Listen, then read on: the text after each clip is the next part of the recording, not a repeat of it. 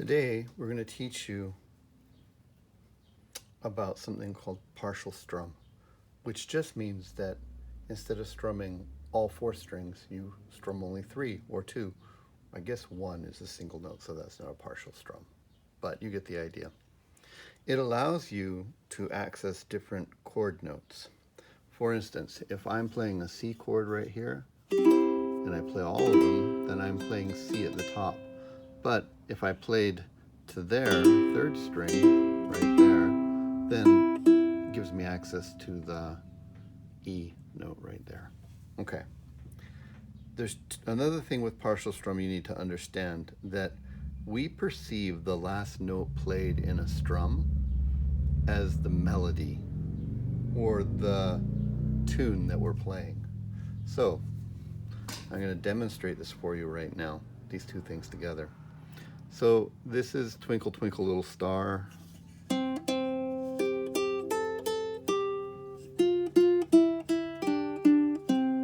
Okay? And these C's and G's are going to be harmonized with a C chord harmony. Like if we were to sing this and play this, we would be on a C chord. Twinkle, twinkle. We get to the A, we'd go to the F chord. Little, back to star, C. F chord or F note going down. How I wonder what you are. And we're familiar with that idea, and the chords are here for your reference. Okay? But with a partial strum, it allows us to play the notes like they're the melody and fill in the other notes of the chord at least as much as you can from the other strings leading up to that note. So this brings in a new symbol on the chord diagram, an X. So little O's above the string means play the open strings. X means don't play it. So for this here, we would play the G and the C. But even though the G is higher than the C, because we're strumming in this direction, the C will be the last thing we hear, and it will feel like the melody, and the other part will feel like harmony. So here's the single note, but if I play them together, now it's kind of prominent sounding because we're listening to it, but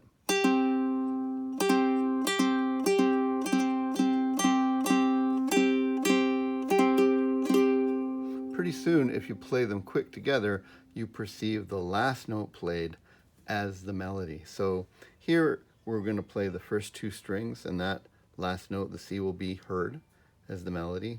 Here we're going to finger the G note for there, and we're going to still strum the rest of these notes because they're in the C chord, but we won't play this here because we don't need to go any higher, right? So it would sound like this. Bum, bum. Here on this A, we can play the whole chord because when you play the F chord, the highest note is the 4th string open A. And then we come back to the C. Now for here on this F chord right here, since F is the highest note, which is right there, we'll finger the F chord and play up to there, but we won't play that open string. And then back to the E. And then G7, I don't actually have to finger the entire chord.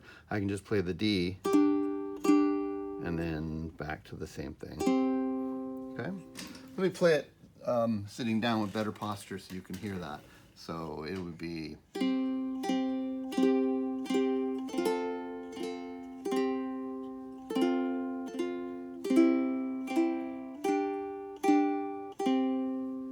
There we go. What this means is you can play a melody and accompany yourself. Equals melody and accompaniment. So what I did right there is actually accompanying.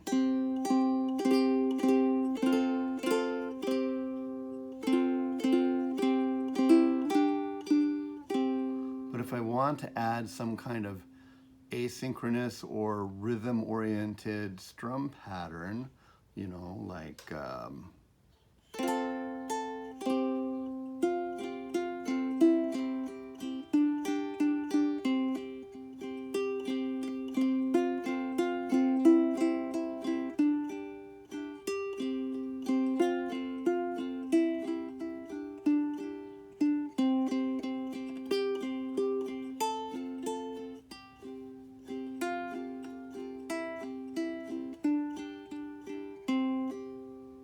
So all I'm doing there is I'm thumb strumming the strings up to that note, again a partial strum, between plucking the note as well.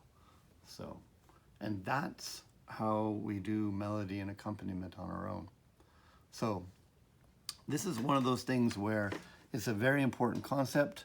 If you'd like to get better on the ukulele, this is how we start arranging songs for ourselves to play by ourselves. This is just a supplemental section to the idea of accompanying yourself with chords underneath a melody. In the last segment, we talked about partial strum. This is going to talk about how you can do the same thing, but with movable chords. So it kind of picks up from what we did before. Also, it's going to talk to you about how you can modify the movable chords to make it easier for you. So this is the melody for Falling in Love.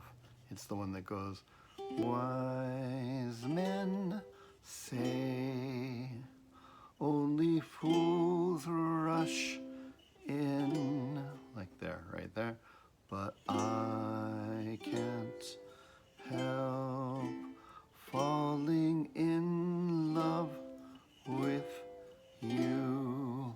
But I've written this up an octave, so on the ukulele I'd have to play like here, and then here,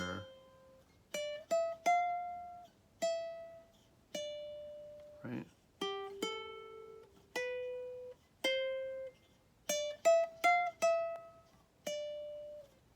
There's more than one place to play that, and I'm purposely using one finger to try and not tip my hand on what's going to happen here.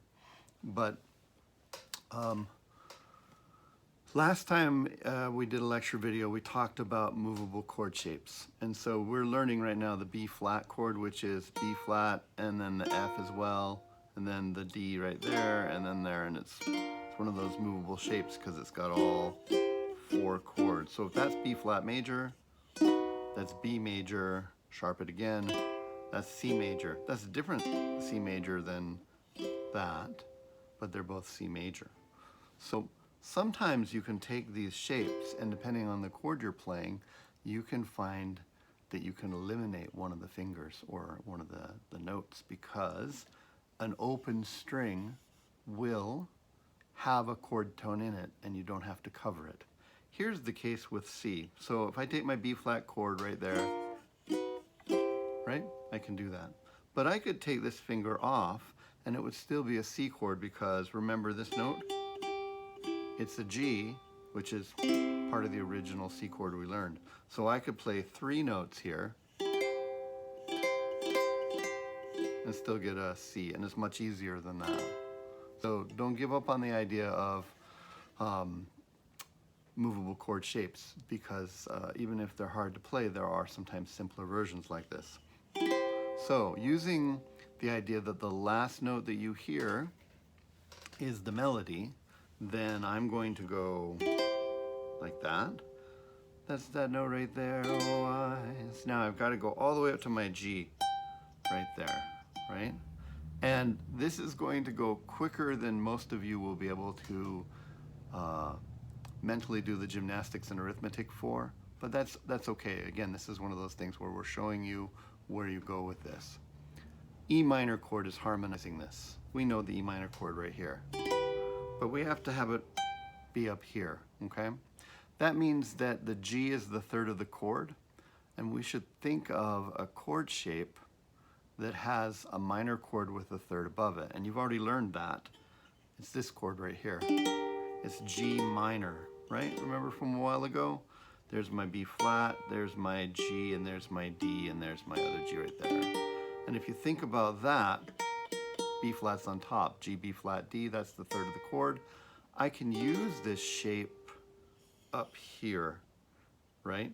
To get the 3rd of this chord. It's the same shape, same configuration. That means that's the 3rd or the top of the chord right there. So that means I'm fingering an E minor chord with the G on top, okay? This is a G minor chord with the 3rd on top, B flat. If I keep the same shape and I move it up so that now this is a G, which is the 3rd of the E minor chord, right? It'll be there. And fortunately, this G note right here is part of the chord, so I don't have to actually try and finger with the pinky right there. I can just go C, partial, movable shape, and then here, right? And then I'm going to come down here and I'm going to play a modification right here. A minor 7, okay? So, and you won't know this yet, but this is C6 right there, which means if that's C6 and this is C6, that's A minor 7 and that is A minor 7 because they're the same notes. Which means if I want to harmonize this right here, I go partial movable C, E minor, incomplete but movable shape, and then back down here, same. So I got to keep track. There's C and G, and I go change my shape, and then back down. And I think I won't harmonize these notes. I'll just go. Then here I know my movable shape for F is this, right? And here I'm going to play my C chord. This is a major triad with the third on top, and we already know that shape. If you do your G chord right here, right, that's a B, G, B, D, that's the third on top. So if I take this shape right here and move it up to my E note right there, then this should be C, E, G. And because this note here is already in the chord, I can just do that as well, right? Okay, so again, partial movable shape, C, partial movable shape, E minor, same shape for an A minor 7, okay? Finger these notes. Movable shape F with the F on top. This is my, it's like my G chord down here, but it's up where this E is going to be from the C chord, and this note is part of the C. Now, this is movable G7. However, because this note here is already a G, I could just play it like that and sort of ignore this string altogether. So you'll learn that this is G7 and that's G7, which is partly that, and that's G7 and that's G7. So you can play G7 like that with a partial movable chord, right? So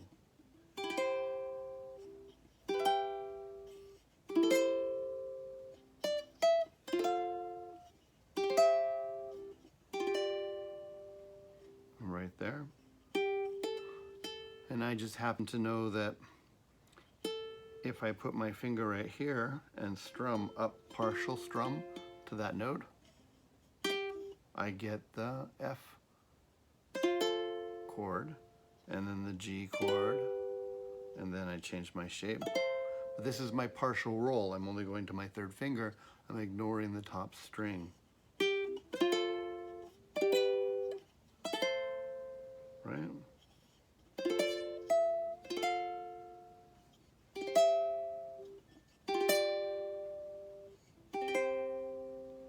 And that's how we do that. If you're going like, no, my head hurts, you can just ignore this for now. But later you'll come back to it and say, I'm going to learn these shapes. I'm going to learn to harmonize things on my fourth string, high and low. I'm going to learn these notes in the middle and be able to partial roll them as well. All these techniques that are what I would say the next thing after this class.